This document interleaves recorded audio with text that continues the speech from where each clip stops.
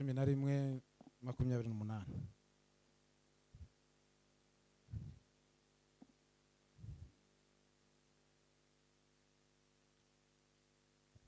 Abaheburayo 11:28 baravuga ngo kwizera niko kwatumye arema Pasaka, kwizera niko kwatumye arema Pasaka no kuminjagira amaraso, no kuminjagira amaraso, kugira ngo urimbura abana b'imfura atabakoraho. kugira ngo urimbura abana b'imfura atabakoraho. Amen.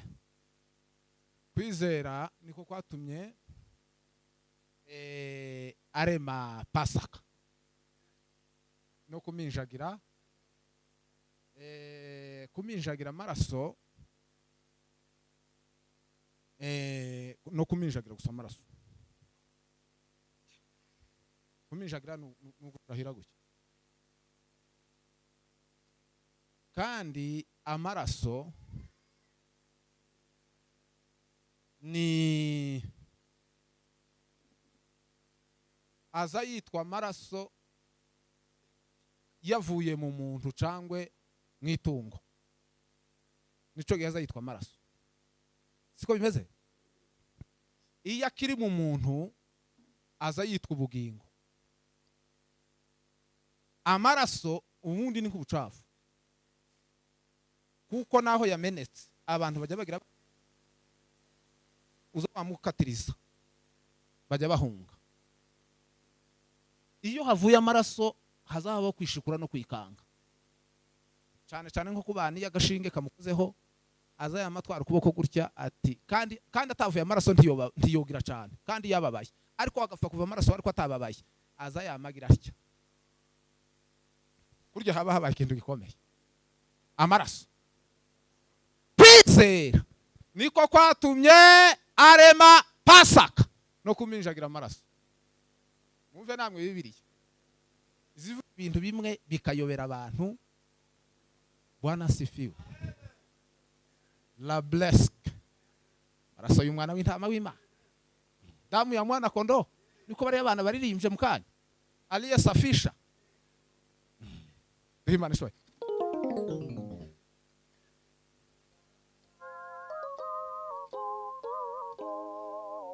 Noneho kwizera niko kwatumye, ese uwo ninde? Ni Mose, kandi ukoga ni mugiputaga uko ni kera, ariko ngo kwizera niko kwatumye ngo arema Pasaka. Ariko uyu mugabo we yaremye Pasaka. Kurema Pasaka ni iki? Kwizera ngo niko kwatumye arema Pasaka no kuminjagira amaraso. Isuku we byari bigenze gute? Kuva kuri Mose kugeza kuri Yesu hari imyaka ndagira ngo nk'ibihumbi 2.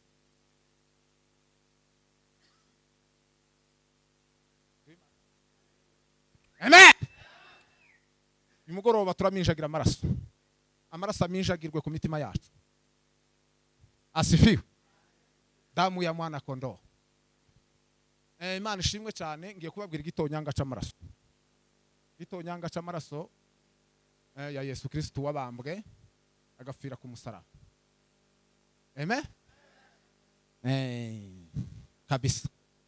Noneho kandi turashima n'Imana ko ibintu bimeze neza. Uyu ni umuvuga butumwa wa 4 na Rugenzaga nawe mukanya yabwirije. Uyu ni nkuwa 4. Amahoro y'Imana bane namwe. Turashima Imana ku bana baturirimbiye hariya. Bari abana baturirimbiye neza pe baturirimbiye neza mu mwuka. Hanyuma turashima n'Imana kubona abantu twari twizigiye tutabonana muri aho neza. Yesu abaho umugisha cyane.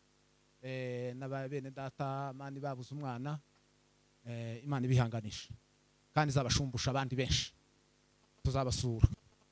Hanyuma hano mwagiye mwunguka ibintu byinshi byiza, arabazamutse muri promotion,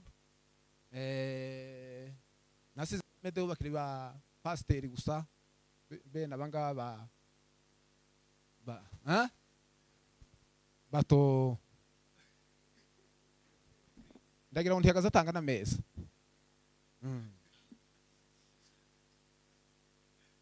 Rero undi numva nkaza mbona umuntu yambaye yamya kubita akantu hano, ndi ibintu byakomeye. Bukeye numva pasiteri hariya Joseph agesiriya mu mashorishori, numva ngo ni apotre. Ayo gana amapromosiyo, dukomere Imana amashi. Ko ndatekereza ko ari ejo usigaye, nje nzogumana sinzi ko bizogenda, mugume munshakira ikoti. Ese ntawo sengerwa yambaye ishati?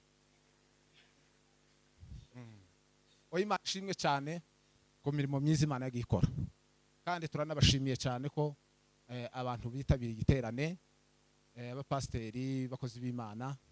Twumvise n'imikutano mwagize, Revera Jean Paul, nariko amakuru yose tujye tuyakurikirana. Numvise ko yari kwatwika ibisambu Umoja, hari igisambu yatwitse Umoja, narabimenye. Bukeye naho naragitwika naho ndabimenye. Amakuru azange azahita tugeraho bu direct. Nagira ngo namwe aririya muzamuhita muyabona. Ubu ibintu byaroroshe. Kandi nta kindi kintu kiza nko kumva ko ibintu byagenze neza. Kandi amakuru mabi nyine ni mabi. Tidukwire no kuyavuga, ariko ameza yabaye akwiriye kuzavugwa. Amen. Rero ibyiza byabaye byose Imana nari nibagiwe. Perezida hari abo bayumbe nawe niza kubona nawe ari mu ikanzu, nawe yabaye umuntu ukomeye. Imana ishimwe kuri iyo promosiyo Imana yabahaye. Yesu abaho umugisha. Hanyuma rero twihuse cyane tuvuge ku gitonyanga cy'amaraso. Igitonyanga cy'amaraso niryo shingiro ry'abizera bose ku isi. Abari muri Amerika bizera umwana w'intama, abizera bose ku isi, ishingiro ryacu ryo kwizera rishingiye mu isezerano ry'amaraso. Amaraso niyo yonyine Imana yashimye ko ariyo nzira igomba kuboneka no kugaragara kugira ngo aducungure. Yohana ngo arabibona, ngo ariko ngo arizwa, ngo nuko abonye igitabo, ngo ariko ngo aburuka ibumbura, ngo Imana yari ifite icyo gitabo, ngo marayika arabaza ngo ese ninde muntu ngo wabasha kubumbura iki gitabo? Ngo arasubiza ati ntawe, mu isi no mu ijuru ndetse ngo ni kuzimu, ngo habura uwakibumbura. Ariko ngo ijwi riraza, ngo riravuga ngo witwa Yohana w'intare y'umuryango wa Yuda, ngo ni igishitsi cya Dawudi.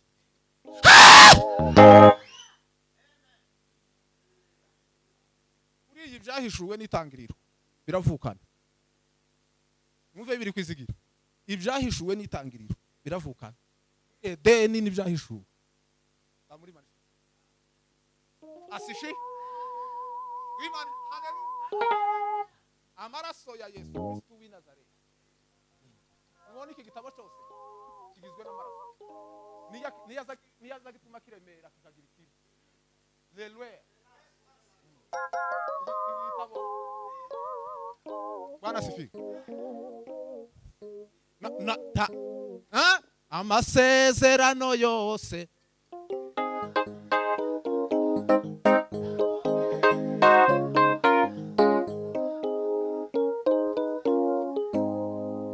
amasezerano nayahe nayo yakomejwe niki? Nukuvuga ngo papuro rwose ruri kashe y'amaraso Yesu. Amen. Buri jambo ryose ry'Imana ririmo, ntawo rivuguruza, ntawo risenya, ntawo shaka ngo rifudike. Bibiliya izivuga ngo kugira ngo inyuguti bimwe ivemo, ngo ahubwo isi n'ijuru roshira kuri ya namaraso. Kandi niba hari ikintu kiyoberanye mu rusengero, timubona kubaka rutari biroroshe. Kubaka amasengero no gutanga amaturo no gukora ibindi n'imikutano, inama yabaye biroroshe. Ariko ikintu kigoye ni uguhishurirwa amaraso. Kandi ibintu by'Imana bisaba guhishurirwa. Niyo mpamvu Pawulo yavuze ngo ndabasabira kugira ngo Imana y'Umwami wacu Yesu Kristo ngo ibahe umwuka w'ubwenge no guhishurirwa, ngo bitume mugira gute, ngo amaso y'imitima yanyu ngo abone uko ahweza, ngo mumenye ibyo mwiringizwa niba bahamagaye, ngo mumenye n'ubwinshi n'ubutunzi bwayo butagira akagero, ngo ubwiha twebwe abizeye, ngo izo yakoreye indani iriya indani muri Kristo Yesu ubwo yamuzuraga mu bapfuye.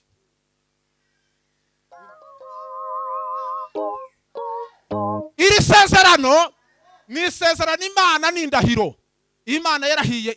Niyo mpamvu Pawulo yavuze ngo ijambo ry'umusaraba kubarimbuka ngo ni ubupfu, ngo ariko ngo kuri twebwe abakizwa ngo niki naho ubundi iyo bavuze amaraso baba bavuze umusaraba jombi ni bimwe ushatse uvuga amaraso ushatse uvuga umusaraba kuko ku musaraba niho Yesu yaviriye amaraso noneho gende asifiwe hanyuma Imana ishima ko Bwana asifiwe Imana yaremeye umuntu Edeni imuremera ibyiza biteye ubwoba imushiramo ngo imare kumushiramo iyo jaride agubwa neza imuha ubutwari avuga ngo wewe uzabaho iteka ryose nta kiba Satani iramushuka umuntu aracumura nyuma yaho aho hari ibintu birebire ariko Satani imaze kumushuka Imana ngo iratekereza ngo iravuga ngo esuku umuntu niki cyosubira kumubeshaho kugira ngo abeho kubera ko umuntu yacumuriye ku giti Imana iravuga ngo nanje nzacungurira umuntu ku giti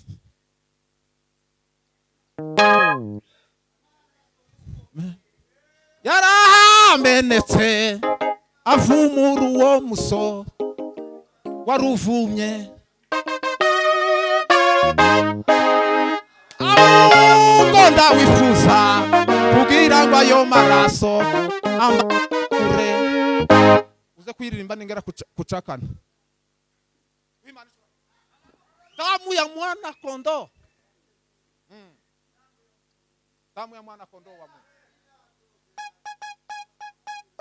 turataramye mu izina rya Yesu ni mureke tutaramye mureke dutaramye mureke dutibura igitaramo gitibuke asifiwe amaraso y'ukomeye yaramenetse avumura uwo musozi waruvumye sigitinya uwo musozi ahubwo ndawifuza kugira ngo ayo maraso ambature Imana biravuga ngo ngiye gushungura umuntu ndabinyuza mu ndahiro ubundi amaraso ni indahiro y'Imana ngo ifata itungo binyuza mu itungo iraribaga hava amaraso asifiwe kandi iryo tungo ryitwa gute umwana w'intama muri Edeni Pasaka ya kwanza ilikuwa Edeni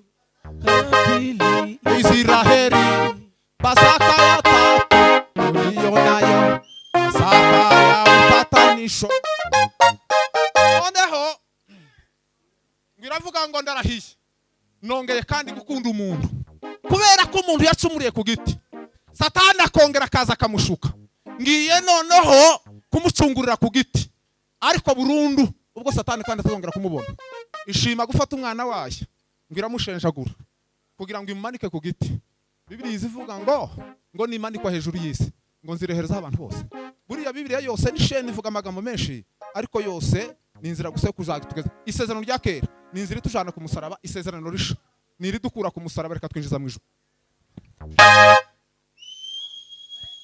noneho Imana irarahira indahiro yayo yararahiye iyo bivuze gutya turahira twagira gutya Imana nayo umunsi irahira ni icitwa icyo muzamwumva imbabazi haje imbabazi mu Cyongereza ni mercy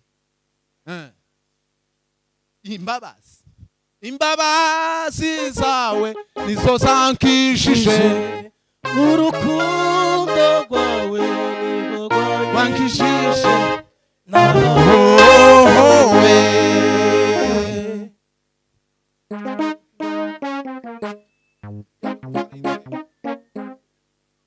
imbabazi zawe nizo zankishije urukundo rwawe nirwo rwanyishije nahowe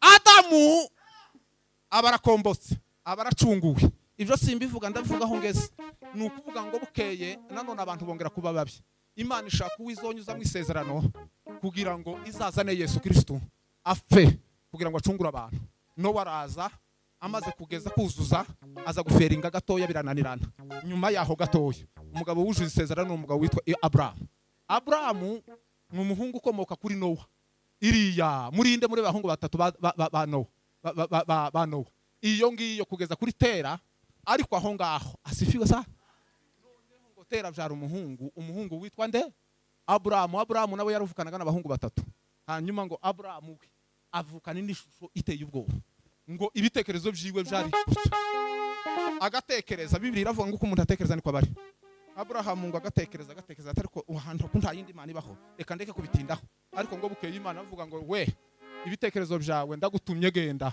ngwino soka uve muri uriya bakarudayo.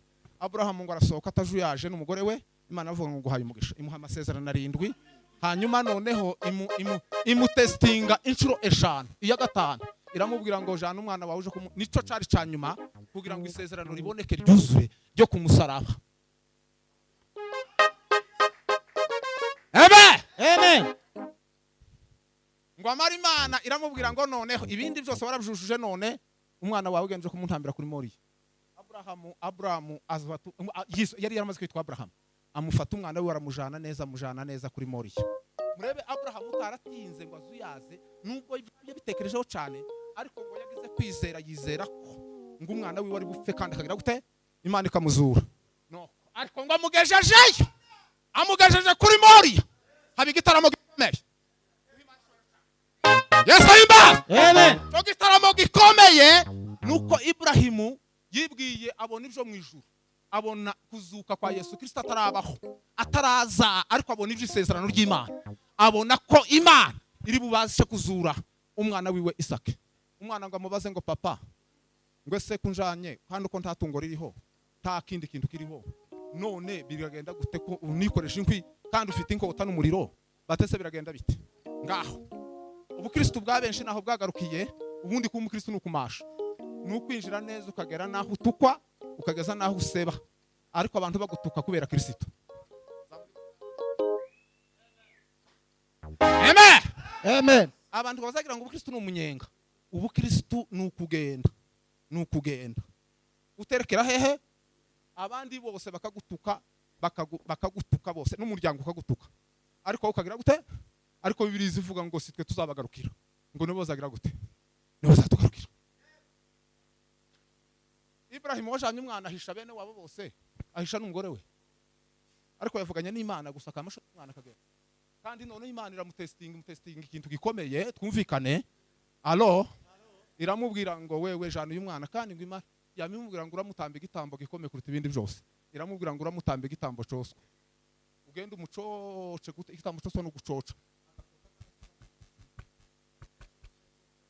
umwana we kuramucoca, acoce arangiza twikashirize ivu aritahana. Cyo gitambo Ibrahim Imana yari yamubwiye ngo ajana, Ibrahim arabyemera aragenda, ariko Yesu ahimbaza. Bizera isezerano nubwo Tumima Odadutaye ariko bafite ikimenyetso bizera isezerano, ubwo abanyir'icumbi bavuga ngo yaradutaye ariko bafite ikimenyetso bizera isezerano. Amen. Haleluya. Aburahamu abatwinjije mu isezerano, ngo Isara amubwira ngo Uwiteka aribwira gute, aribwironkera umwana w'intama w'igitambo, arangije aramujana. Umwana yamenyereye ibintu byose byakunze, ariko Imana ikora ikintu kimwe gikomeye aho hantu, ngo iserutsa imfizi y'intama inyuma y'uramubwira ngo uwo mwana ntumukoreho, rindukira inyuma yawe urebe, ngo abone imfizi y'intama ngo ifashwe mu biti, ngo aramubwira ngo genda ngiriye. Burahamu yigeze kumubona mu shusho y'imfizi y'intama igifashwe n'ibihe. Ico gitambo cyo kuri Moriya n'ubu nico twubatsweho, mubirebye neza mugakurikirana Bibiliya n'isezerano rya kera, naho urusengero rwubatswe Salomo yubatse ni kuri Moriya, naho Yesu yapfiriye asifiwe ni inyabihanga hariya, naho ngaho ni kuri uwo musozi.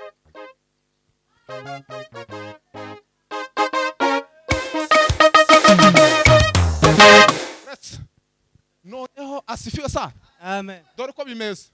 Hanyuma rero ico gitonyanga cyamenetse kuri Moriya, duhimara ishubahiro, ico gitonyanga cyamenetse kuri Moriya, iryo ni isezerano ryari riserutse, ariko ryuzuriye hanga ngiye kubabwira. Igitonyanga cy'amaraso ya Yesu Kristo, iyo gitonyanga ubuzima bwawe gikora ibintu bwawe ni bine gusa ndi mukuvuga. Umunsi wa mbere twavuze ibintu bine, umunsi wa kabiri tuvuga bine, n'uyu munsi ndavuga bine.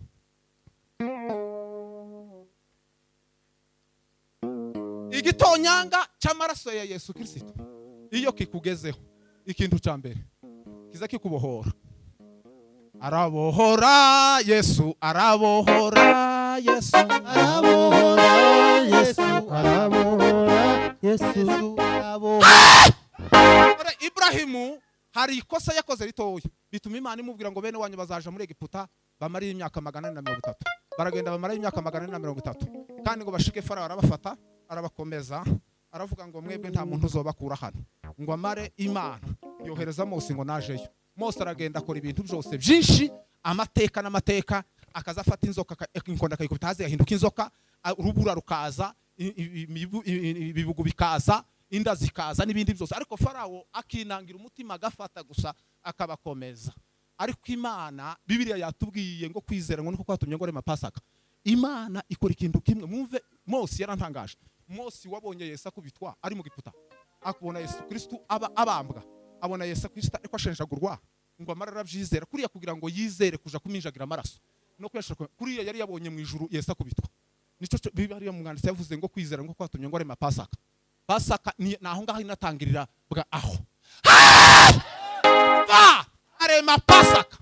Pasaka noneho ngo Mose namubwira ngo ubwo Farao yakomeje kwinangira none rero dore genda ubwira Aroni muje mu ntama mubwire bene wanyu bari n'umwana w'intama iminsi 14 hanyuma nzakwereka ikizaba. Mugende murye gutya na gutya na gutya muzarye mukwese inkweto mugize gutya mwokenyeye mwitwaje inkoni murye vuba vuba. Ibyo ngibyo ngiyo niyo Pasaka. Ariko arababwira ngo alo atamaraso mure umva Mose atamaraso urumva Mose kujya yaragira kurusha abandi bose kubwisi. Mose yagiraga memoire kuriyo Mose niwe Mose yataje kubaho ngo yandike Bibiliya ayiciru acumukero kandi utacumukero ntiwotema kuriyo Mose no ciri umukero Bibiliya asa. Nimuzi ko Mose ariwe wanditse itangiriro na nimuzi ko wanditse 5 muzambwira ngo 5 niki umuntu wanditse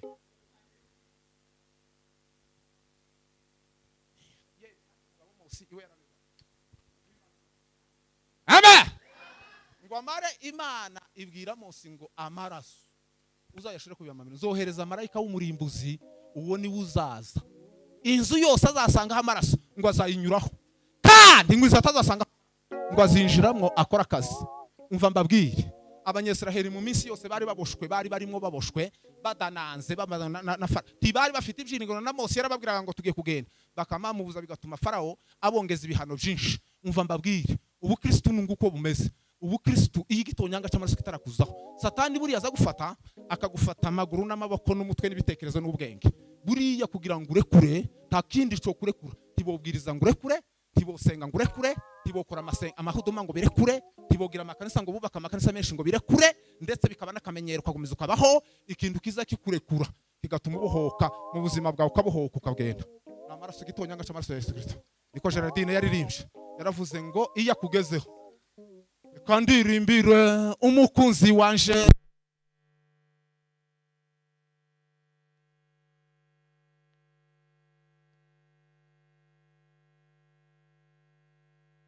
yagera ku musinzi nawe akabireka. Amen. Amaraso ya Yesu niyo yonyine aza gukuraho aza kubohora. Buriya nkubwire kuba mu rusengero ni kimwe kubohoka ni kimwe kuba mu makanisa ni kimwe kuba umupasiteri kuba umuvuga butumwa ni kimwe kubohoka ni kindi. Buriya rero asifiwe sana kugira ngo ubohoke uve mu menyo ya Satani duhe Imana ishobora cyane. Haleluya. Tibishoboka bene wanyu ntibokubohora tibogukura mu nzu y'imbohe. Abantu baza ikintu kimwe usagiza gukura mu nzu y'imbohe n'amaraso igitonyanga cy'amaraso ya Yesu Kristo yegezeho umunsi tuyageze hariya Farao yamye avuga ngo mureke bagende nimubareke bagende. Umva amaraso ya Yesu yakugezeho Satani zamuvuga ngo genda wowe urancitse ubuzima bwawe sinkibubonye.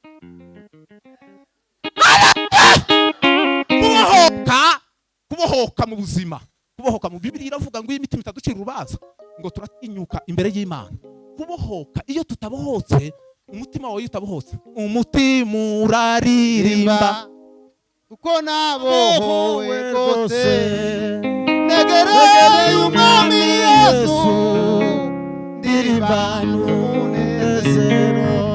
muri bene wacu aribo tuvuga kuko aribo turi kumwe, muri bene wacu nta mupagani ushobora kubona, nta bantu benshi bakiba hanze. Abantu hanze barahavuye bose baje mu nzu y'Imana, ariko baza baboshe. Satani zikunda ngo muze gusenga ariko muboshe. Abantu baze gusenga ariko baboshe, babwirize baboshe, badusengere tuboshe, korari ziririmbe ziboshe, kandi so nico Satani akunda. Ariko abantu asifiwe Atukuzwe. tonyanga c'amaraso kitaragutonyangira tuzubohoka ubuzima bwawe ntuzobohoka. Igihe kirageze cyo kugira ngo abantu babohorwe n'amaraso y'umwana w'iki, n'amaraso y'umwana w'intama w'Imana. Ico ngo nico conyine Abanyesiraheli mu minsi bari baboshwe imyaka 430 ngo basohotse bateza kandi Imana ngo ibaha favor babwira ngo mwije no mazu y'Abanyegiputa ngo mubasabe ico mubasaba cyose kirakunda. Babohotse bagiye shira ubwoba bose barata muri gakondo yabo bavuye mu bavuye bubata mana we bavuye mu bubata umutima uraririmba imba kuko nabohowe rwose negereye umwami Yesu ndirimba n'umunezero. Haleluya. Kubohorwa buriya harimo imbaraga mu maraso habamwe imbaraga zibohora umuntu zikamukura mu bitekerezo bishaje. Bibiliya iravuga ngo iyo umuntu ari mu Kristo Yesu ngo abari caremwe gisha. Niyo mpamvu Pawulo yabohotse mbere, yari yarize theology ariko yari atarabohoka, kubera kuko kubohwa biza bituma ukora ibyo udashaka gukora ariko ukabikoreshwa. Kuko umuntu kiboshe aza akoreshwa ibyo agahato. Abanyesiraheli bakiri mu gahato cyangwa bakiri mu mbata bagaza bakora amatofari ku gahato batabishaka, kandi bagakubitwa kenshi inkoni nyinshi. Umuntu yari kwa Satani aza akoresha ibyo adashaka, kuko nta muntu uzusambana bishaka, nta muntu uzuroga bishaka. Ibyo ndabibabwiye, nta muntu uzuroga bishaka. Umuntu aza biroga azi ko akoze nabi, aza yica umuntu azi ko ari bibi. Turi kumwe? Nta muntu uzubona ko ari byiza ariko agomba akabikora. Niyo mpamvu nta muntu uzukunda kwitwa iryo zina.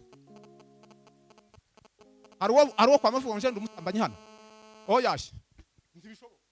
None ayo mazina ni gute uzatwitwa kwanga kuyitwa ko ari mabi ariko tukabikora kubera impamvu bikora. Si wowe ubikora, urabikoreshwa ukuboshe n'ugukoresheje.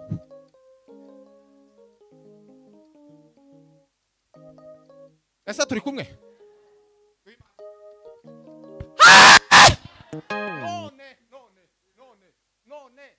None wagaze ubikora, nta kurara wagaze usinda asabishaka, wagaze umwe ariko ukicuza. Ikintu ukora ukicuza nukubera iki? Nuguhagazeho uri kugukoresha. Niyo mpamvu amafuti yose akorwa ni Satani. Kuya ntimukaze mugaya abantu ngo bakoze ibintu bibi nuri kubakoresha uwari we, kandi yamaze kubohoka azavuga ngo sikurani narasaze.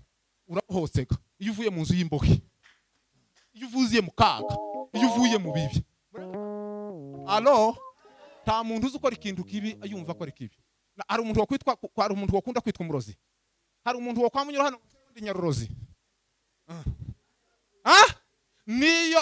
Niyo aho kandi igitangaza kiza kibaho umuntu wese umurozi kurya ahora ajugunya iteka ryose.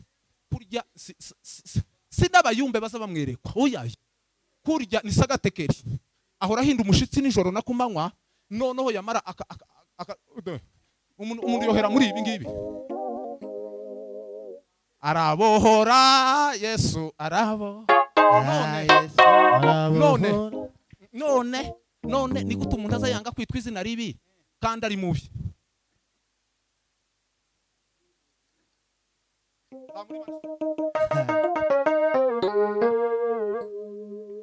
Gituma so dukunda kwitwa amazina meza. Ukuno kwanga ko munyita ngo ndumuvuga butumwa. Sinokwamanga gufya amaboko ngo Bwana sifiwe. Ngibyo atubwiraga ngo kwitwa umukozi w'Imana. Hari wo kujanga ko ariyo kwitwa umukozi w'Imana. Hari wo bujanga. Aho none ni gute tutashaka ko abakozi b'Imana kandi tutaribo? Iyo umuntu ahaye akoreshwa azakoresha ibyo adashaka kandi ndetse ntabihembe.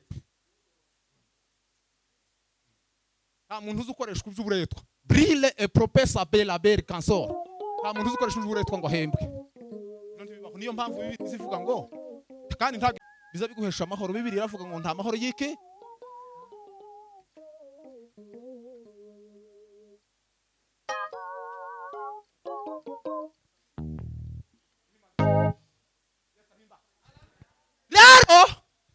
amaraso igitonyanga gusa cy'amaraso Yesu. Karibu gitonyanga cy'amaraso Yesu Kristo kikugezeho kirakubohora. Uzubohora ukabahuru. Muri njye ravuze ngo huru kama ndege bustani. Sasa nafurahi kwa sababu Yesu ni rafiki yangu kubwa, nina amani siku zote. Alinipa nini? Aliniokoa na mashaka. Alinipa tunu ya Lord bresh elagrea. Mimi ni mtoto wa babangu. Mtoto wa babangu. Na nira yake ni ilaini. Aliniokoa na mashaka. Asifiwe. Mwokozi wangu nimemwamini, kwake nimetarajia mambo yote, nimempa maisha yangu ili hayata Bwana Yesu nitakutukuza kwa kuwa anaweza watesi Bwana Yesu nitakutukuza kwa kuwa anaweza Bwana Yesu Bwana nani nitakutukuza kwa kuwa anaweza Bwana Yesu Bwana Yesu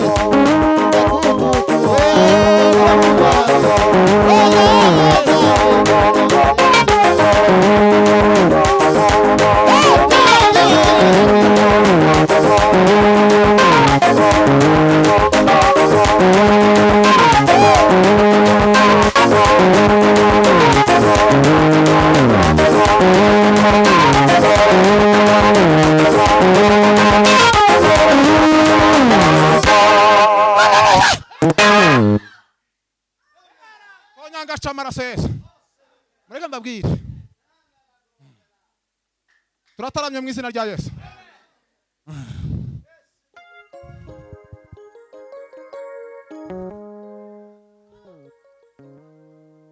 Iyaba yagihumuriza kandi ntiyagiza agahinda, mwana kondo anezezwa kisobera anezerewe mw'ijuru agolo mwayaga.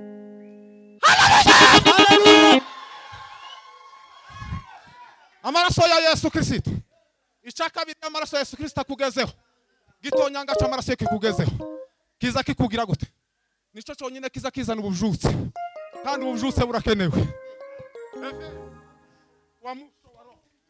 Haleluya! Abanyasiraheli bigeze kumara bavuye mu giputa. Nukundi gitonyanga cyabagiriye. Balo elo.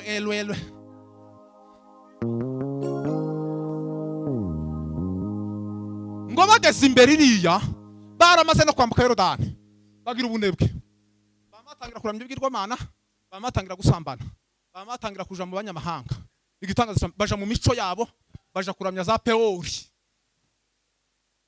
Uko bimeze none ikintu cyo dufasha nuko gitonyanga so cotibuka muri bene wacu ubujutse bukaza. Kandi yemwe ubujutse yo buje buza bucagagura. Nimubona abantu kwereka bavuga ngo abantu bagize imitima yakubukubu iyo ubujutse buje. Amen. Kandi kiza kizana ubujutse ni lelo besange.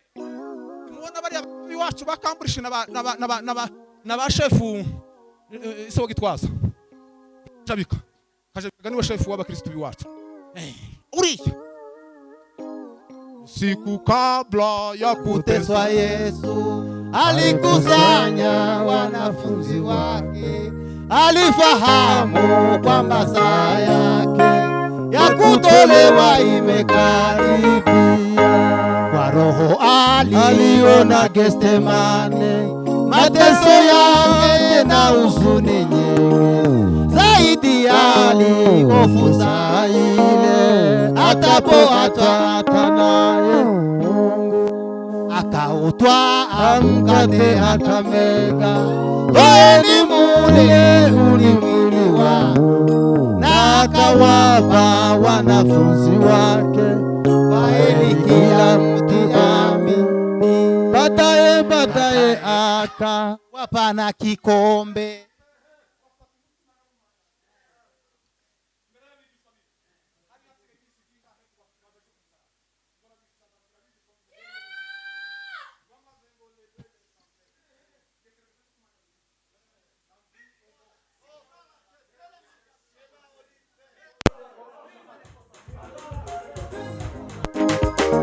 Damu ya Yesu, damu ya Yesu, damu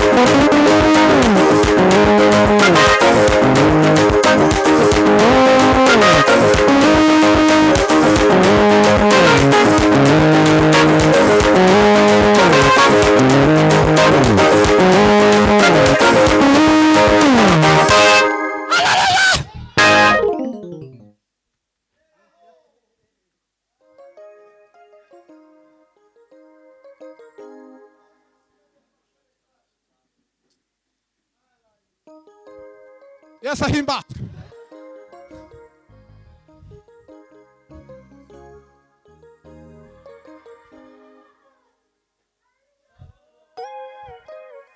Mose Mwimana aramubwira ngo Mose Prazi biki gitabo biki cyo gitabo aho ngaho n'ikaramu y'ibiki turatara Mwimana ihamagara Mose ngiramubwira kuko Imana yagaze muhamagarira mwinshi ngiramubwira ngo Mose zamukana kubwira zamuka bangu zamuka nyine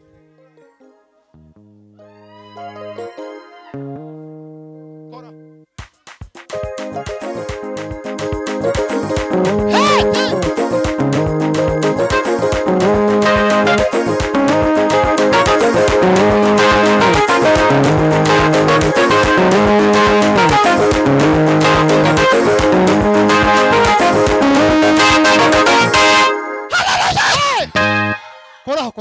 kora.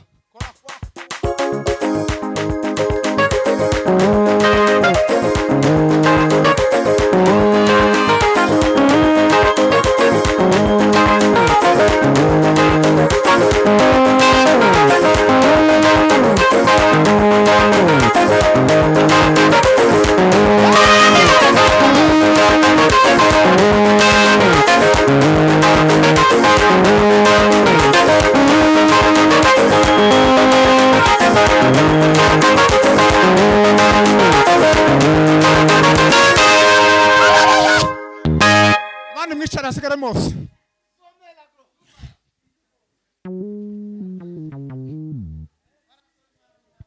Mose nk'Imana amubwira ngo Mose yamubwira ngo bene wanyu bagize intege nke muzabisanga mu kubara kuba 20 nakangaha yaramubwira ngo none gene uzanira Aroni unzanira n'abahungu biwe na Dabu n'abiho numara unzanira n'abandi 70 bajya bakuru 70 numara bazane umubwire genda uzane nk'abagaye hano turataramye mu izina rya Yesu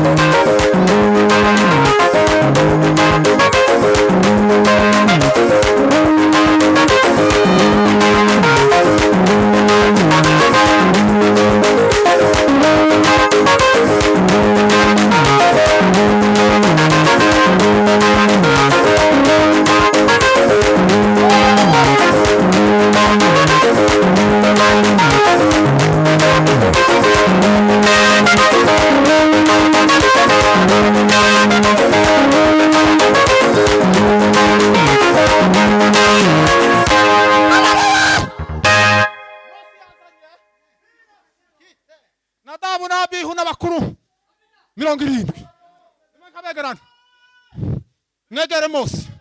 Mose kiongozi uba nkubareba ahantu barangaza imbere. Utangaza kirabaye turataramye Kayori. Duhe Imana icyubahiro. Asifiwe. Pastor n'abayumbe n'abandi mureke twiyegereza ubujutse buze kandi nta kindi nukwibukanya iby'isezerano kandi isezerano ry'amaraso ya Yesu kandi gitonyanga kimishagirwe ku bantu ubujutse kandi bwongere bugaruke hano hantu.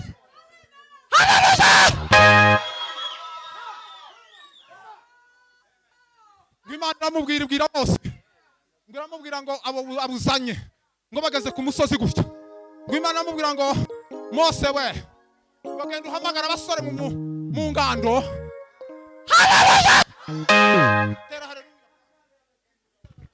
cyane haleluya. Bwana tufiwe sana. Twongere kandi tumana cyubahiro. Haleluya. Tena haleluya. Cyane haleluya. Tena haleluya. Cyane haleluya haleluya. Amen. Ngo aramubwira ngo ariya matungo muzanye kubaga bari ku munsi y'umusozi Imana iri hariya ngo bamare babaga amatungo ngo bamare kubaga itungo ngo amaze ngo Imana iramubwira ngo yashire mu nzabije ebyiri. Urwaje bwa mbere ayo maraso yahabike, urwaje bwa kabiri ayo maraso uyaminjagire ku bitamba ngo atambe ibitambi 12 bikurikiranje n'imiryango ingahe mureke mbabwire. Asifiwe. Asifiwe. Amen. Ngo bya bitambo minjagiraho amaraso y'urwaje rumwe akaza minjareho ya maraso ayo ni amasengesho agomba abantu bagomba gusenga bari mu bujutse. Asifiwe. Asifiwe. Ngo amara urwaje bwa kabiri ngo afata ya maraso icyo cyo cyantangaje ngo afata ya maraso ngo akaza koza mu rwabya gutya la brise sanglo elade ngo yamara kagira gute ngo yamara akayashahira babantu bose bipanze umurongo gutya ngo yamara kandi yamara ngo akazavuga ngo yana amaraso y'isezerano risho dolile ambe ememe. Asifiwe. Umva ikizinzo akazafata ikizinzo akaza koza mu maraso kandi ntimwabwe ko amaraso ari ubucafu ariko bose bakaza batega imisaya bakaza barambirwa bari hariya ngo iyo naje ariko mana we. Haleluya. Bara tushayira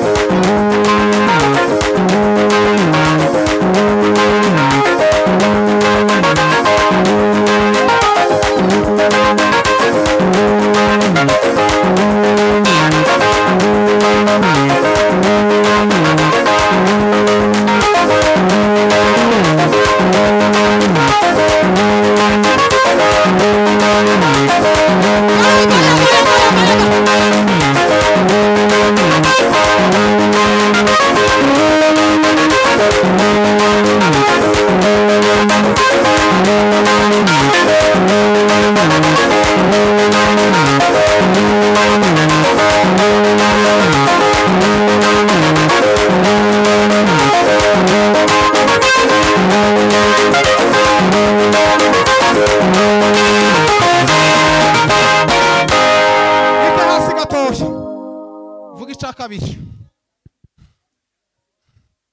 vuga icya gatatu n'icya kane nitumara dusoze.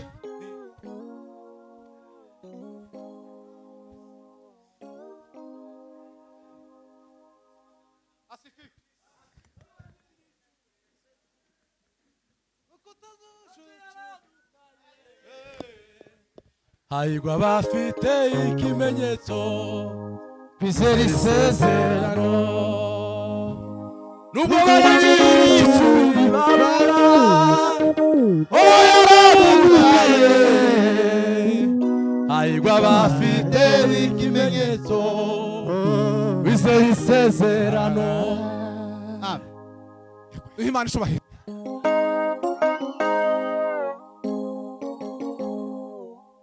Tukiri kuri cya kabiri nsoza kuri cyo ngo bavuye kuko Mose amaze gukora icyo kintu ngo Imana yabwiye Mose ngo uzamukana n'abo bantu bose wari ufite ngo bazamuka umusozi ngo baragenda ngo bamare gushika ngo Imana ibereka ibirenge byayo naho baragaruka baja mu ngano bahashitse gusara mu munezero abantu basora mu bujutse kubera igitonyanga cy'amaraso cyatonyanze gusana ka isezerano nicyo Imana ishaka gukora yose n'isezerano. Mureke mbwire, mureke dusubire twongere dusane isezerano ry'Imana niryo rushobora kuzana ubujutse ku buzima bwacu. Icya gatatu, iyo amaraso ya Yesu Kristo igitonyanga cy'amaraso kikugezeho, kiza kiguhindurira iki? Kiza kiguhindurira ubwene gihugu, nationality. Asifiwe. Seve yawe izihinduka. Abanyesiraheli bava mu Giputa umunsi bavuye mu Giputa, Imana yarababwiye ngo ku kwezi ngo kubera imfura yike kalendari birahindutse. Uko kwezi kwama kubifura, uko kalendari ihindutse, kandi uko kalendari yari imeze uwo munsi yamihinduka. Uko kwezi kwabera ukwezi kwike kwifura, kandi ngo kubabera iki? Kubabere ukwezi kwa mbere muke mu myaka. Uwo niwo mwaka bari batangiye, indi myaka yose bari. Bibiri iravuga ngo ibyagira ngo umuntu yose muri Kristo Yesu abari carimwe gisha ibyakera bihindutse. Ibibaye ki? bihindutse bisha. Kugira ngo umuntu ahindure nationality zabinyura mu nzego zose za leta kugeza muri Cour Supreme, bakabona kukwemerera kugira urukiko rw'ikirenga, bakabona kukwemerera kugira nationality, kuko ntibipfa gukunda kugira ngo uhindure ubwene gihugu. Ariko iyo amaraso ya Yesu Kristo igitonyanga cy'amaraso kikugezeho, kiza gihindura CV yawe. Iyo witwaga umupagani uzohitwa witwa umwana w'Imana, nta rundi rubanza rubayeho. Bibiri iravuga ngo yaje mube ngo abenti bamwemera, ngo ariko ngo bamwemeye bose bahinduye ubushobozi bwo kwitwa abana biki b'Imana, kandi ngo abo ntibabyawe n'iki n'ubushake bw'umugabo, ngo ahubwo babyawe n'iki n'Imana. Niyo mpamvu babagabo babiri Mose na Yeshua yatumye ni Kanani, basanze umudamu witwa Rahabu, ngo bashike Rahabu arabahisha, ngo amare kubahisha Rahabu ababwira ikintu kimwe, arababwira ngo ndi munsi nyiri sezerano. Babagabo bamurebe bakavuga bati ko umupagani timuzi ko Rahabu yari indaya yuzuye izwi na bose. Haleluya! Akindi cyagezeho aza gihindura kikabagisha abantu uko bakibonaga bagasura bakakibona ukundi. Asifiwe. Yampinduye izina Ambirindirisha amaraso yamenetse yankuyeho urubanza naraboho wenda rimba kuko ziyuko nababariwe. Haleluya! Rahabu wari indaya, Rahabu wari usuzuguritse, Rahabu wakoraga umwuga mubi akoreshwa na Satani, ariko abakozi b'Imana bamugezeho ababonaho ikimenyetso. Ngo amare ko babonaho ikimenyetso, icyo nico kimenyetso biti ikimenyetso kimuranga mu biganza bye, nagaruka kwimana ngoma yawe, ubwo uzabuje guhindura ibintu byose. Icyo gihe Yesu uzanibuke, uzambe kuba muri ubwami bwawe, nzobaneyo n'intwari zo kwizera, iteka nzahore gusingiza. muri ibyo navuze ngo sinzibagirwa umunsi na kimwe ngubwo Yesu yazaga muri njyewe. Iyi ni ndirimbo ikavuga ngo turashima Imana yuko twavuke ku ngoma y'umwami wacu Yesu. Ngo iyo tuvuka ku ngoma ya Satani, ngo none ngo tuba twihebye. Umuririmbyi akavuga ngo Yesu tugire gute? Ushime cyane. Ngo tumukunde cyane. Ngo kuko yagize gute?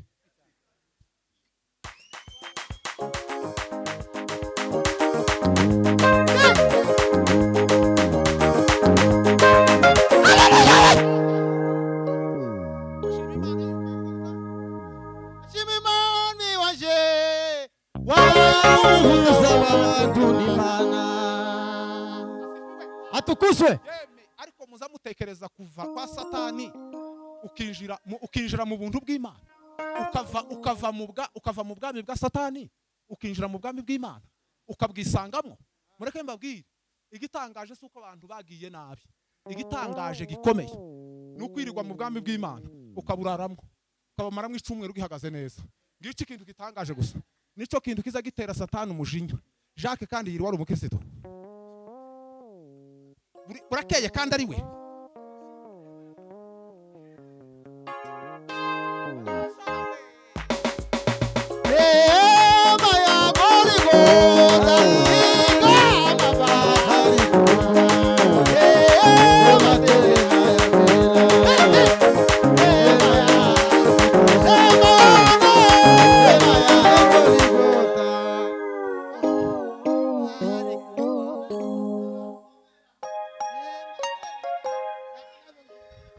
ukujake kandi arabyinye ngiki kintu gitera Satani umushinya karabyina ari umukristo kandi yiriwe kandi akishijwe amaze umwaka 2-3 delo kandi Joseph amaze umwaka ari pasteur atarashuruje akanyanga nimubona ko yasenge ku nani ukuriya Satani za imutega akanyanga kugira ngo bigire akamara cyumwe ari apotre ngiki kintu kiza kiba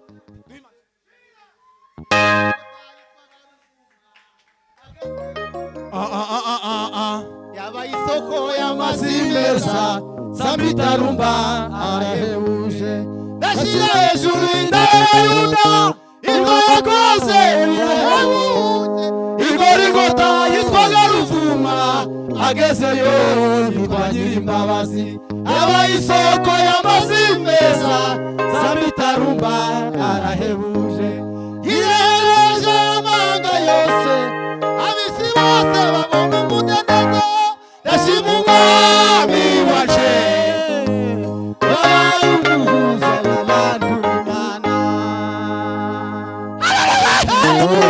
uza wibuka igihe tugitangira umurimo bankunda abantu tubaza tumurangiza nkariya twe gutura ubuhungu butoya nkariya kuvuga ngo twobwiriza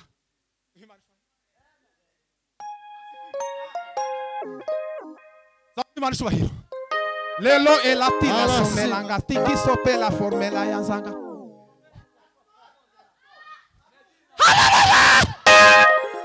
ariko uzi kuva mu kanyanga ukava mu kanyanga ukisanga tuyimana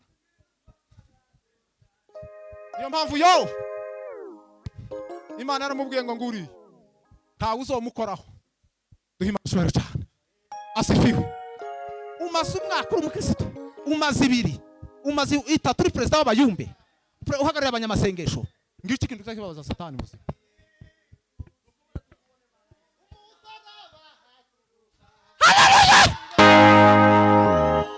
musambara babo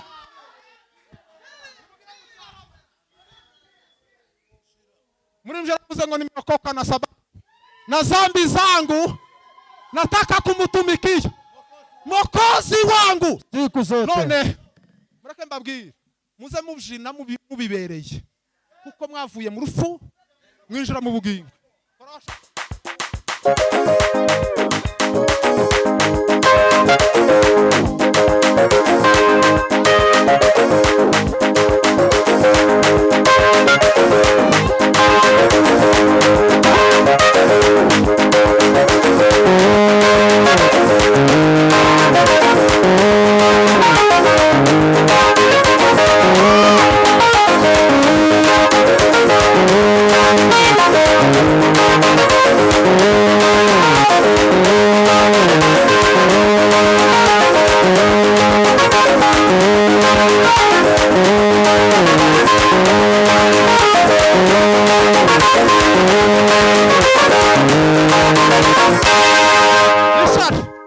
mutekereze ngo tugiye kurara turi abakristo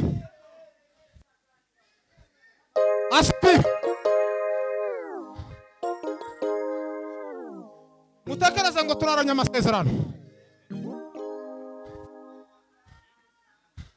ejo ntitwayararanye mutekereze ngo twayiriranwe ngo kandi turayararana uko turaye turi abakristo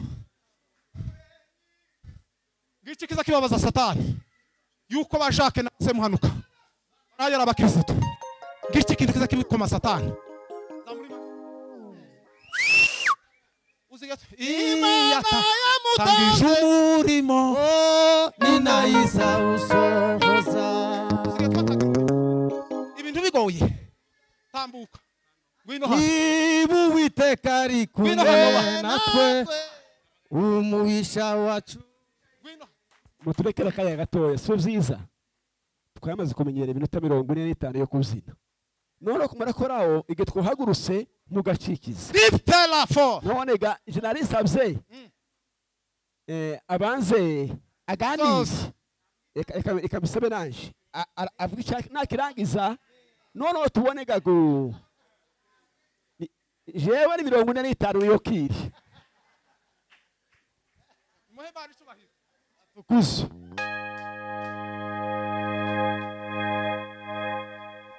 lelwe lengolokotiki samoketa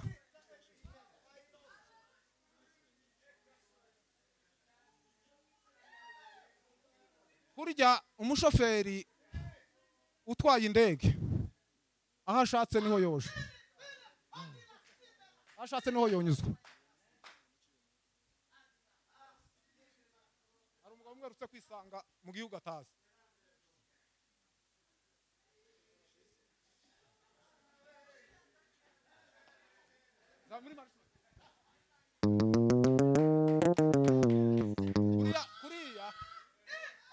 kuriya nije ufashe vora brique elole dry sambo otre twebwe turaye turaba kirisitu igihe dukijijwe bagaza bavuga ngo abangaba ntibazomara ukwezi bari baradupangiye ukwezi ngo gushire badupangira 3 tucemeye amen agakiza twasigiwe pasiporo y'ijuru agafite ndazijura mu gihugu cy'isezerano kuyibona ukwezwa n'amaraso ya Yesu kuyibona ukwezwa n'amaraso ya Yesu.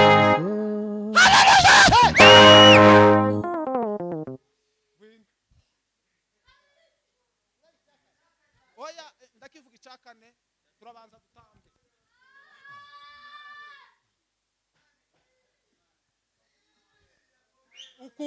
twoba tugize iminsi muri Nairobi ariko tutarayigeramo ariko imunsi Imana yadutuje nukwezwa n'amaraso uyibona nukwezwa n'amaraso ya Yesu. nibutse ibihe bya kera tukigiraga n'utwe n'udupantaro nka tubiri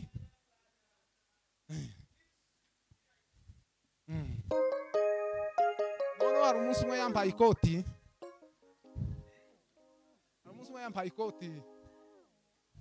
ngo amara mpa ikoti rishaje ariko kubera nyine nibyo yari afite yari kumva icyo adafite ngo twinjire mu nzu noneho twaturayemo nyine turiko dusenga mu wiwe ngo buce yamabura yamaja mu nzu yanazinga ikoti ry'umukara namani tahana mu rukundo rwinshi ariko nyine ryari shashi ryo kuti bene pakundi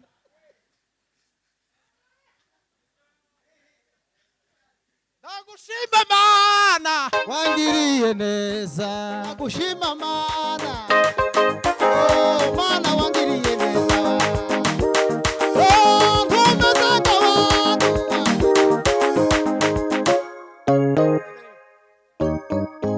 tugiye kubyinira Imana ko tukiri abakristo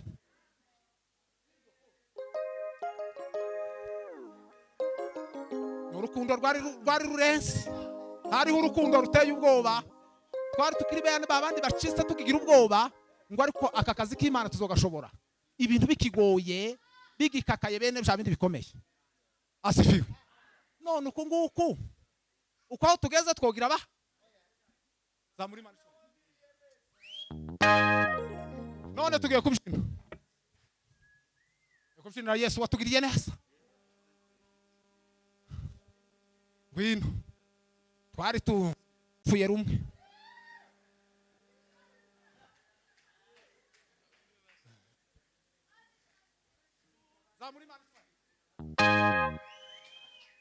ndabona kuvuga icaka mwaratera haleluya zibirundi zibiri numara wamukubita hajya twari tugeze kandi turabishina iminota nk'ibiri gusa nitumara twiki ndavuga icakane nimara mbaheze bayoboreye amasengesho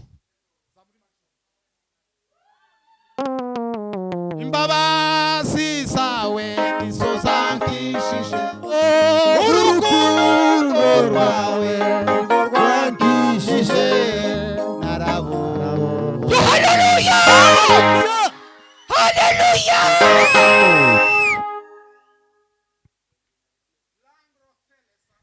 Tuweze Imana icyubahiro.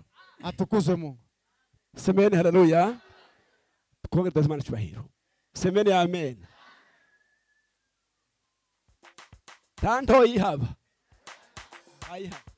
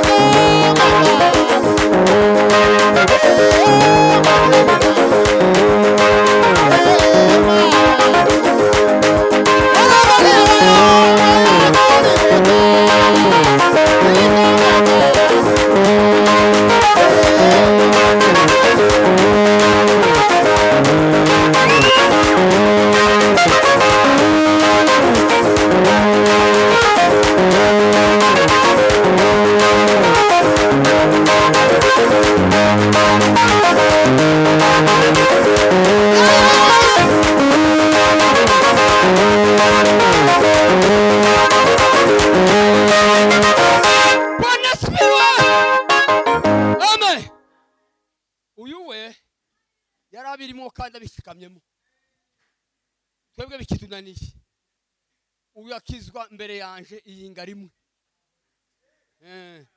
bambwira amakuru ngo Jacques yakizijwe ariko Jacques yakizwe biriya bintu yitaranzemo azabishobora kujya n'umupagani mugire je narabubwira kurobekamo kinyabupfura ariko we yari yaramye bwinjiramo ukumuza mubona mesi niko yaramese ngo buce nanje mwiyinga rimwe ndafatwa bona siwe ariko amasengesho ya bene data asifiwe sana ukwavuza amakoti ari iwe mu cumba ntaryabagamo ni wanje ntaryahabaga ikoti ryabaga uyu mugabo ikigali twobonye amafaranga yo kugura ikoti natwe dufite aho twabaza tuyasitoka ariko turashima Imana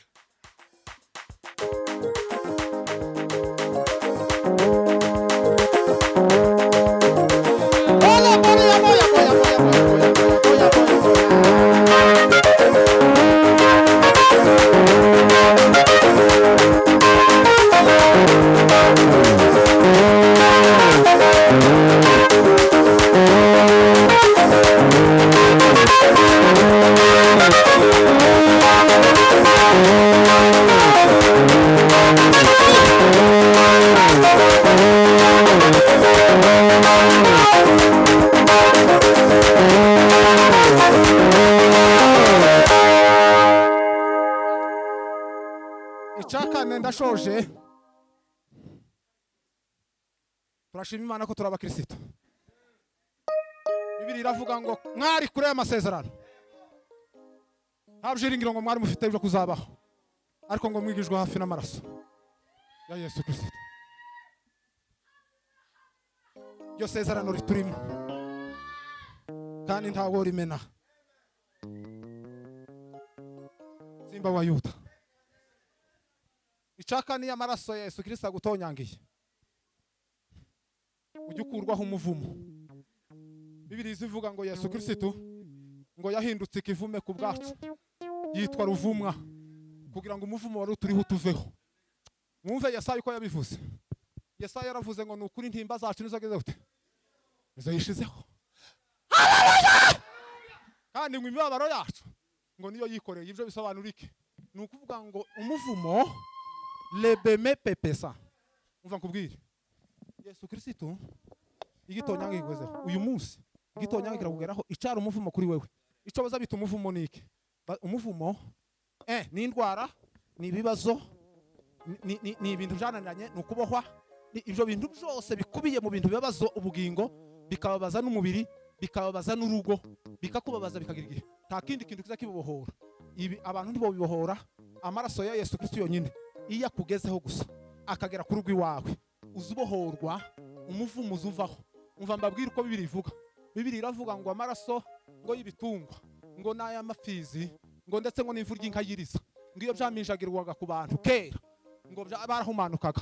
Kandi ngo amara abanza kuvuga ibitambo bya kera, yamajya avuga ngo isezerano rya kera, ngo naryo ryari ririmo ubutambyi ngo nk'ubwa none. Ngo amara aravuga ngo kandi ubwo butambyi ngo bwari buriho muri ubu buryo, ngo habagaho ihema ry'ibonaniro ngo ririmo ibice bitatu. Ngo igice cya mbere ngo nico abantu bahabagaho bariho barindiriye, ngo icya kabiri ngo nico batambagaho buri munsi, ngo icya gatatu ngo cyari gikingirijwe n'umwenda, ngo ariko ngo ico gice ngo cyaba cyitwa hera hahera. Ngo umutambyi yagendaga rimwe mu mwaka, ngo kandi ngo ntabwo yagendaga wenyine, ngo yagendaga yitwaje amaraso y'impongano, ngo kugira ngo agende, kugira ngo abantu bababarigwe. Ariko Bibiri ikavuga ngo icyo umwuka wera tumenyesha ngo nuko ngo inzira ije ahera ngo iterekanwe ngo Yesu Kristo ataraza. Ngo amara yamavuga ngo kandi ngo icyo umwuka wera tumenyesha ngo nuko amaraso ya kera ngo y'ibitungwa ngo n'aya mafizi ngo ndetse n'ivu ry'inka yiriza, ngo iyo byaminjagirwaga ku bantu ngo bahumanye, ngo barahumanukaga. Ngo sinkanswe amaraso ya Yesu Kristo ngo ntazarushaho kuduhumanura kugira ngo tubone uko dukora umwami Yesu.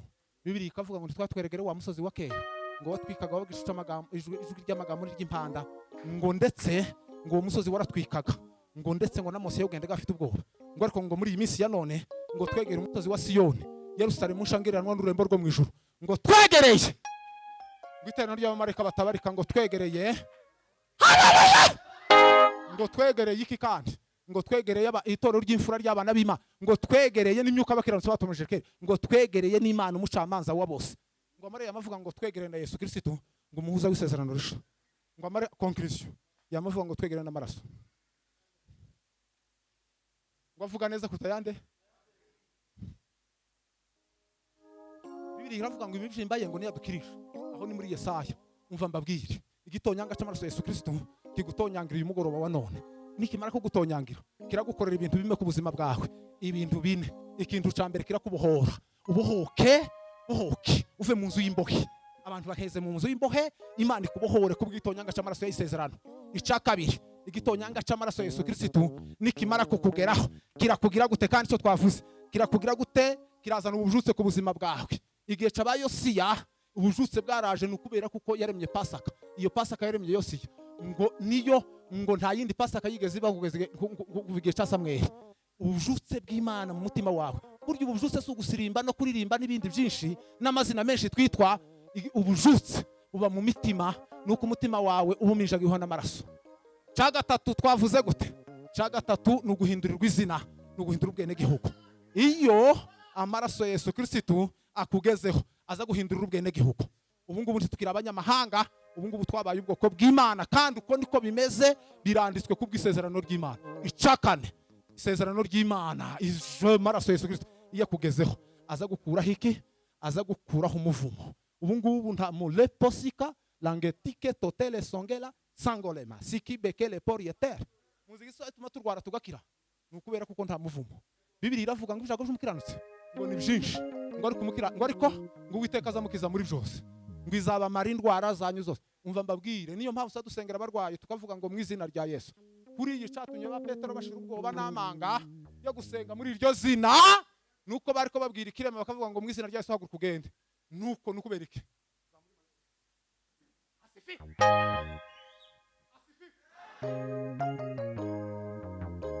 Amaraso yamenetse, urubanza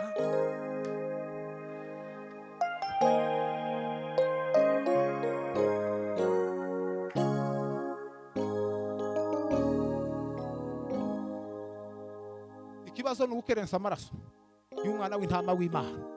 mwumve mbabwire ubukristo buragoye ariko buroroshe ku maraso Yesu Kristo yagutonyagiye. Ubukristo uzubwumva kandi ukumva ko ugomba kubaho. Buriya nta kindi kidushoboza gusa kugira ngo tube abakristo. Buriya wavugaga wahanuye cyane.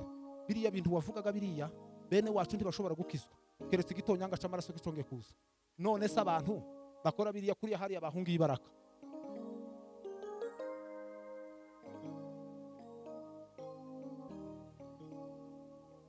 Sinkiri umunya naindo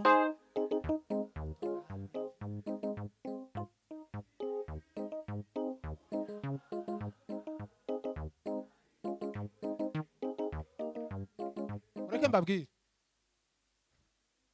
l'effort Rizalo le tropeta Maria Shangria sondete le reto no matandala muri ibi byumweru nk'abitatu abarwayi bakize noneho nizeye amaraso ya Yesu Kristo ndarwa none numva ngeze nk'ahandi hantu. Muzi ko impano yo gusengera abarwayi nta handi iba gusa mu kwizera isezerano. Brille effort Rangole et l'autre de paisa. Mureke mbere kukunta abantu bagiye gukira nona. Demoti kandola sangola bilibo kubuki sambo kolo banga singa.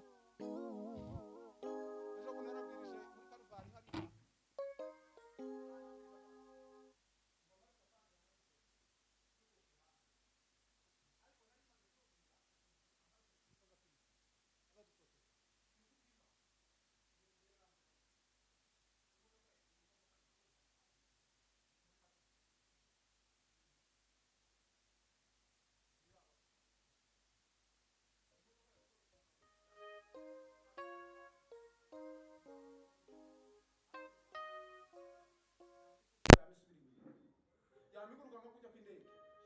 Inzu niyo yatanze kwinjira mu nzu. Ikazibomora ibikuta injira mu nzu. Noneho ariko twari batatu. Kandi twari mu ndimi bene za zindi. Bene za zindi zo hejuru. Ariko mutekeze tawi imodoka irashika. Tawi igezagira n'agashara.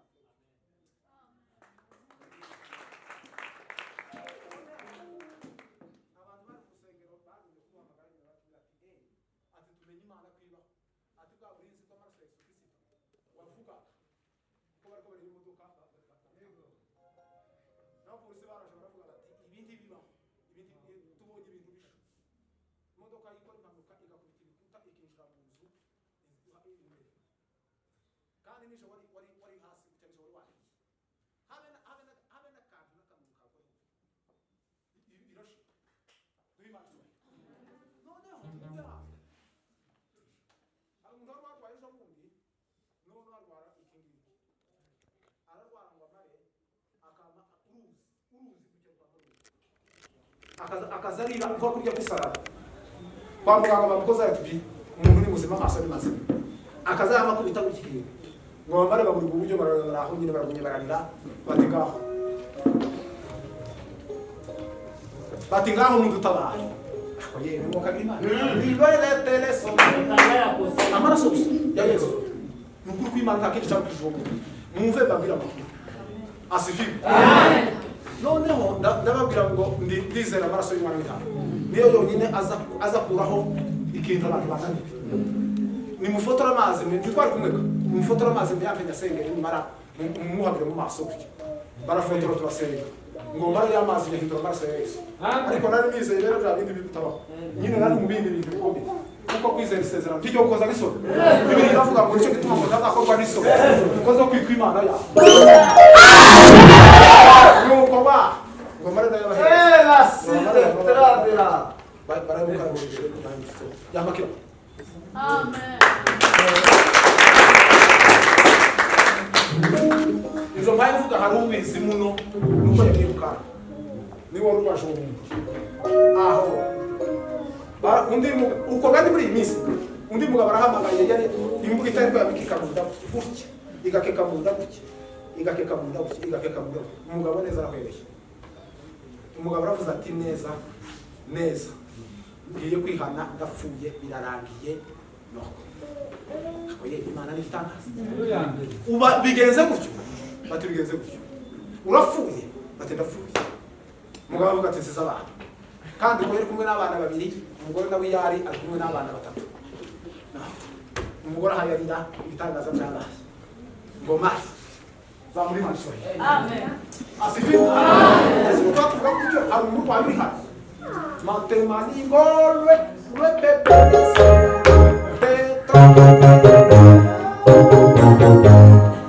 hari umurwayi nari maranye imyaka 2 n'igice sivyo nari maranye imyaka 2 n'igice nabukiza mu gitondo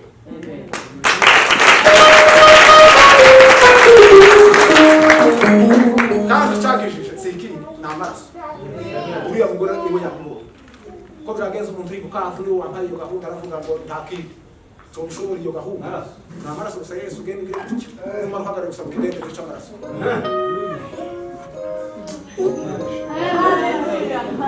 ese turataramye ba ukundi ko kiri mugoro mureke mbabwira ukuri kose tugize igitaramo ntikigira ico gitanga tureke hari igitaramo ba Petero bagaza batarama abarwayi bakire bose kwanza abantu ba Petero ibo ni bagaza batinda kundwara zagaza zikiza batangiye kubwiriza none amaraso agitonyera cy'amaraso sotonyagira mu gitaramo cya abantu bagatanga badakize ibibazo bikagereka mureke bagazaho neza tumushwara kazagira cyo bakatera none niki cyo tuma niki muzi kituma turi mu gukora ibintu bikebuke abarwayi bakiri ibintu bigeze tugashaka gukoresha amayeri burya ni intege nke nibamurebe twavuze nibamurebe ubunebwe bw'abana ibigizo kwereka neza ahantu hari ubujutse nuko mutangira kuvuga indwara zigatangira kwikwiza zikagenda nta makuru se nta yuzi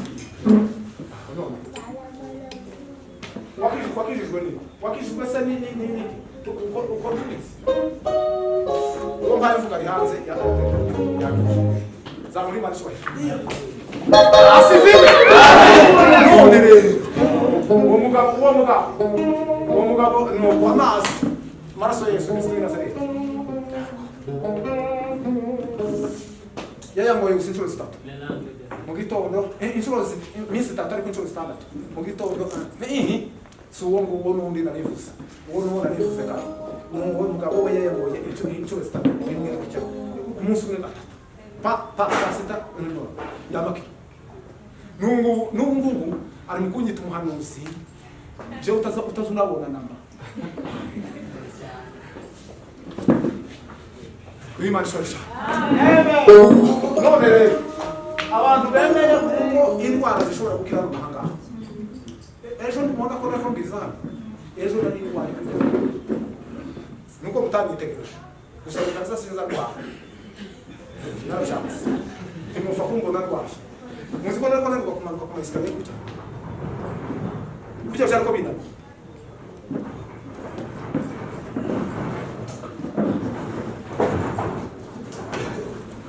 muraho zaburi manishwa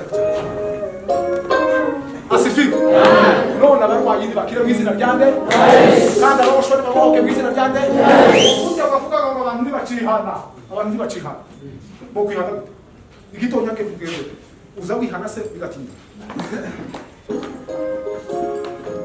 none ukuntu ukora icyaha reka kwihana ako no kwihana vuba nta kindi kigira umunyenga ko kwihana iyo ufite icyaha kwihana birurambere n'umunyenga kwihana si ubuhanga cyangwa guca mu bwenge nuko anamuza kuri iki mureke uturwara turahangaha mureke tube nk'abadusakuma nitumara dukire mu izina rya Yesu ese ninde muntu urwaye hano umuntu wumva rwa ashira gusaba tukije umuntu nashaka kumara umuntu urwaye zamuri maso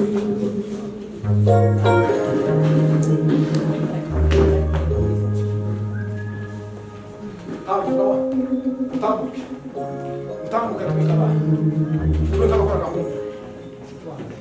amaraso y'ukomeye amanitse avumura uwo musozi waruvumwe sigitinya uwo musozi ahubwo ndabifuza kugira ngo ayo maraso amature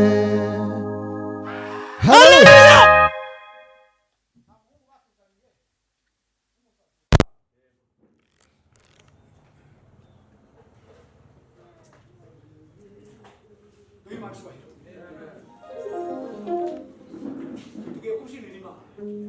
imana nimara ikiza abarwayi, nimara ibohore n'ababusha, nimara igukiza n'ingorane wari ufite n'iminsi, igiterane kigira iki umusanzu kuko igitonya agaciki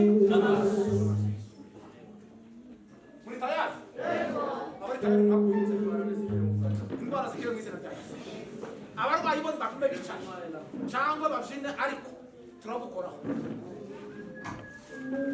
Ubuntu bw'Imana bunagaje Nigo wakuyeho imigozi Zavuye se kuki Zavuye kugushaka Imana yonyine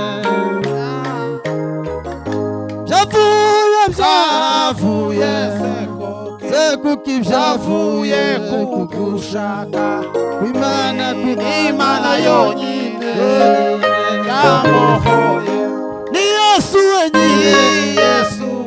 wenyine wamporeye guhirwa mu ijuru ubwami mwese uwankuye mu byaremwe byose mwese mushimishe mwese uwankuye mu ngoye ibyaremwe byose umushime hanze mutanga amatangazo niba harahari ubwami bwe mwese mushimishe uwankuye mu ngoye ibyaremwe byose tumushime mwese mushimishe uwankuye mu ngoye ibyaremwe byose bimushime.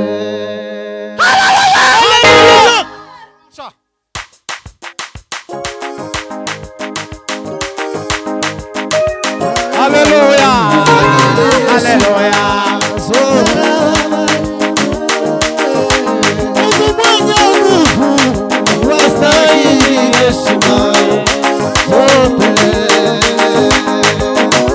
Hakuna mwingine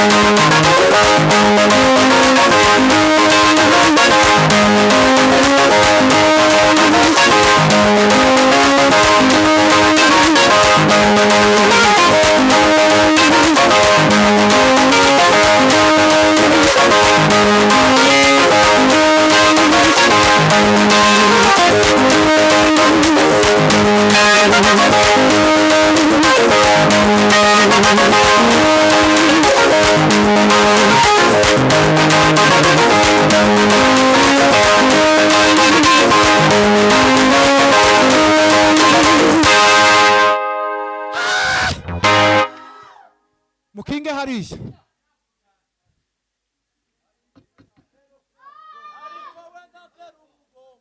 mwumve mbabwire hari urwandiko rumanutse hano ubu nyine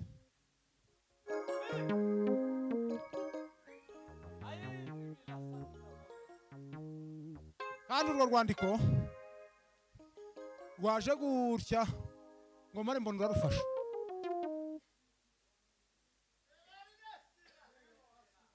hari umugabo winjiye muri iri kanisa gutya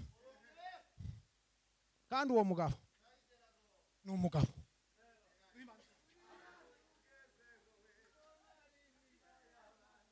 ngo amara urwandiko gutya ruzereza hano ntimubonye ko dusaze ngo amara urwandiko yamara uterera uyu mugabo niwe urufasha uyu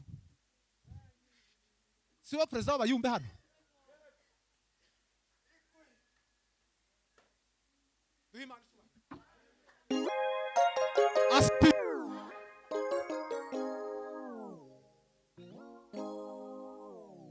niyo mpamvu ukukera amakuru yo mu ijuru turayabonye tubonye message zitatu urwo rwandiko rwanditseho message zitatu rwanditseho amakuru atatu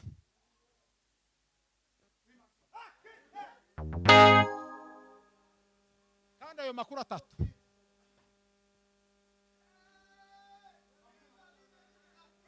Lambole pokisa monge anzangala kor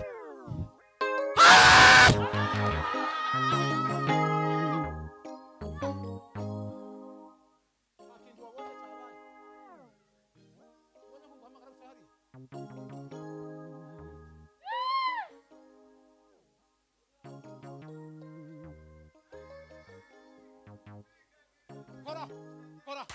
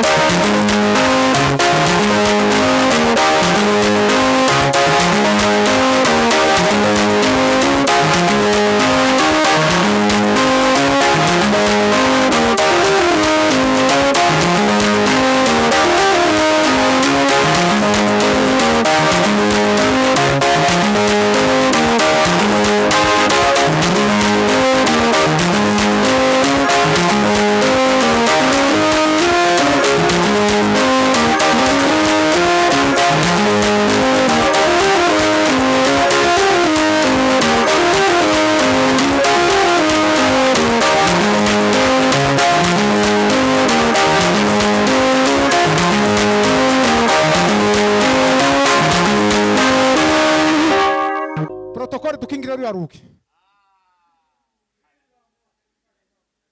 sink'igihembwe ngo ashire